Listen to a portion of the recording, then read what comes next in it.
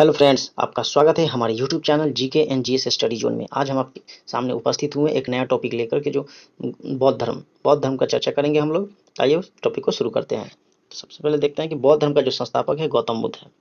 गौतम बुद्ध गौतम बुद्ध का जन्म 563 बीसी कपिलवस्तु लुम्बिनी नामक स्थान नेपाल में हुए था।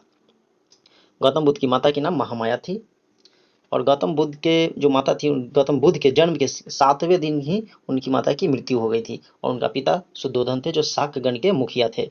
और गौतम बुद्ध का लालन पालन उसकी भी माता जो थी प्रजापति गौतमी ने किया था। देखते हैं नेक्स्ट पॉइंट को। गौतम बुद्ध के बचपन का नाम सिद्धार्थ था। गौतम बुद्ध का विवाह 16 वर्ष की अवस्था में ही यशोधरा के साथ हो गया था और गौतम बुद्ध का पुत्र का नाम राहुल था। 29 वर्ष की अवस्था में गौतम बुद्ध ने गृह त्याग किए थे और गृह त्याग की जो घटना है महाभिनिष्क्रमण कहलाता है। गौतम बुद्ध का प्रथम गुरु जो थे अलार कलाम थे और बुद्ध किस क्षत्रिय कुल के था, तो बुद्ध जो थे शाक्य क्षत्रिय कुल के ये गौतम बुद्ध थे। जब कपिल वस्तु के सैर पर निकला था तब उसे 4 दृश्य काफी प्रभावित किए थे। पहला था एक बीमार व्यक्ति, एक बूढ़ा व्यक्ति, एक सन्यासी और एक शव। 4 चीजों को देख करके गौतम बुद्ध जो है काफी विचलित हो गए थे।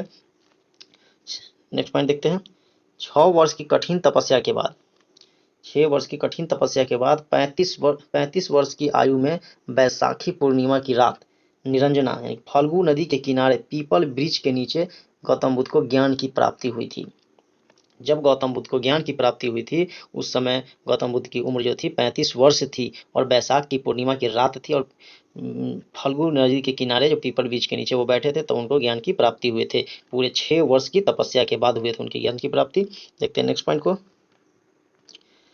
ज्ञान प्राप्ति के बाद सिद्धार्थ बुद्ध के नाम से जाना गया और वो स्थान बोध गया के नाम से जाना गया और ये बोध गया जो है बिहार में उपस्थित है।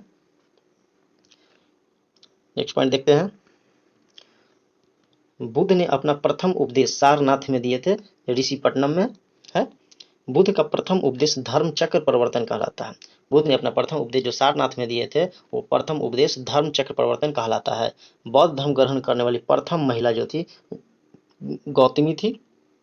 बुद्ध ने सबसे अधिक उपदेश श्रावस्ती में दिए थे। प्रथम उपदेश सारनाथ में दिए थे और सर्वाधिक उपदेश जो है श्रावस्ती में दिए थे। गौतम बुद्ध 80 वर्ष की अवस्था में 483 बीसी कुशीनगर में चूंद द्वारा अर्पित भोजन ग्रहण करने से बुद्ध की मृत्यु हो गई थी। बुद्ध की जो मृत्यु हुई थी 483 बीसी कुशीनगर में हो गई। चूंद द्वारा अर्पित भोजन करने से बुद्ध की मृत्यु हो गई थी जिस समय उनकी उम्र जो थी 80 वर्ष थी। बुद्ध की मृत्यु की घटना जो है महापरिनिर्वाण कहलाता है। नेक्स्ट पॉइंट देखते हैं। प्रथम बौद्ध संगीति का आयोजन जो है बुद्ध की मृत्यु के समय ही किया गया था। 483 बीसी में गौतम बुद्ध की मृत्यु हुई थी और 483 में प्रथम बौद्ध संगीति का आयोजन भी किया गया था। तो देखते हैं प्रथम बौद्ध संगीति दिया हुआ।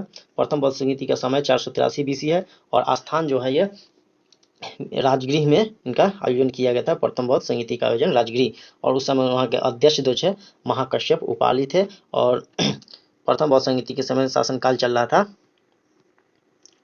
अजात शत्रु का शासनकाल चल रहा था प्रथम बौद्ध संगीति के समय। नेक्स्ट पॉइंट देखते हैं। नेक्स्ट पॉइंट में है द्वितीय बौद्ध संगीति। द्वितीय बौद्ध संगीति का जो है आयोजन समय वो 383 बीसी में, कि प्रथम बौद्ध संगीति के सिर्फ एक साल बाद यानी कि 383 बीसी के समय में हुआ था। स्थान हुआ था वैशाली में हुआ था। द्वितीय बौद्ध संगीति का आयोजन वैशाली नामक स्थान पर हुआ था और वहाँ का अध्यक्ष से सावाकामी अध्यक्ष थे और शासनकाल चल रहा था कालाशोक का। नेक्स्ट पॉइंट देखते हैं।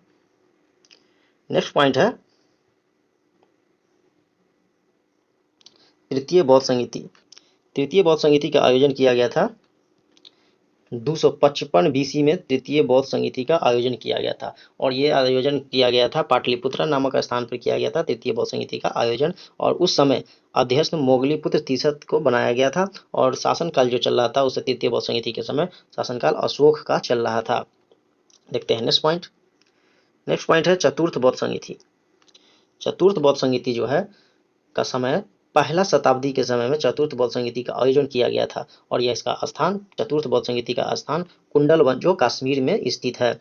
और उनका अध्यक्ष जो था चतुर्थ बौद्ध संगीति का अध्यक्ष वसुमित्र या अश्वघोष थे और शासनकाल चल रहा था कनिष्क का शासनकाल चल रहा था। चतुर्थ बौद्ध संगीति के बाद बौद्ध धर्म दो भागों में बट गया, पहला हीनयान और दूसरा महायान में बट गया था। नेक्स्ट पॉइंट को देखते हैं। गौतम बुद्ध के मध्यम मार्ग को सबसे उत्तम बताया गया था। गौतम बुद्ध के जो मार्ग दिए थे वो अपने उसमें सबसे मध्यम मार्ग जो था सबसे उत्तम बताया गया है उसको मध्यम मार्ग को। गौतम बौद्ध के पूजा स्थल को कहा जाता है चैत्य जो है बौद्ध के पूजा स्थल का नाम दिया गया है चैत्य। बौद्ध धर्म के लिए विख्यात विक्रमशिला विश्वविद्यालय की स्थापना शासक धर्मपाल के द्वारा कराया गया था। विक्रमशिला विश्वविद्यालय की स्थापना धर्मपाल द्वारा कराया गया था। सबसे बड़ा बौद्ध स्तूप जो है सांची है। बुद्ध के गृह त्याग के प्रतीक जो है घोड़ा जो है गौतम बुद्ध के गृह त्याग का प्रतीक चिन्ह है। नेक्स्ट पॉइंट देखते हैं। बौद्ध का पवित्र ग्रंथ पिटक है। पिटक जो है बौद्ध धर्म का सबसे पवित्र ग्रंथ माना गया है और पिटक का अर्थ होता है टोकरी। इन पिटक की रचना पाली भाषा में किया गया है। 3 प्रकार के पिटक की चर्चा बौद्ध धर्म में किया गया है, सूत पिटक, विनय पिटक और अभिधम पिटक। सूत पिटक में देखते हैं। सूत पिटक में गौतम बुद्ध की शिक्षाओं का वर्णन किया है। जो भी शिक्षा गौतम बुद्ध के द्वारा ग्रहण किया गया था उसकी चर्चा जो है सूत पिटक में मिलता है। और विनय पिटक में बौद्ध भिक्षुओं के लिए आचरण संबंधी नियम जो बनाए गए हैं उसकी चर्चा विनय पिटक में देखने को मिलता है। और अभिधम पिटक में बौद्ध मतों की दार्शनिक व्याख्या किया गया है।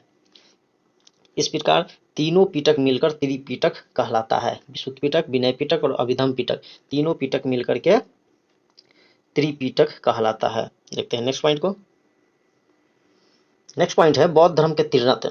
बौद्ध धर्म के जो त्रिरत्न है बुद्ध, धम्म और संघ। बुद्धम संघ को बौद्ध धर्म के त्रिरत्न कहा जाता है। बुद्ध के जीवन से संबंधित बौद्ध धर्म का जो प्रतीक है बुद्ध का जो जन्म कमल और सार्क जो है बुद्ध धर्म का प्रतीक है, जन्म का प्रतीक है। गृह त्याग का प्रतीक घोड़ा है। ज्ञान के प्रतीक जो है पीपल बोधि वृक्ष हुआ, जो पीपल बोधि वृक्ष के नीचे उनको ज्ञान की प्राप्ति हुआ थी इसलिए पीपल को ज्ञान के प्रतीक चिन्ह माना जाता है। निर्वाण जो है पद चिन्ह निर्वाण का प्रतीक है। और मृत्यु का प्रतीक स्तूप को दिया गया है।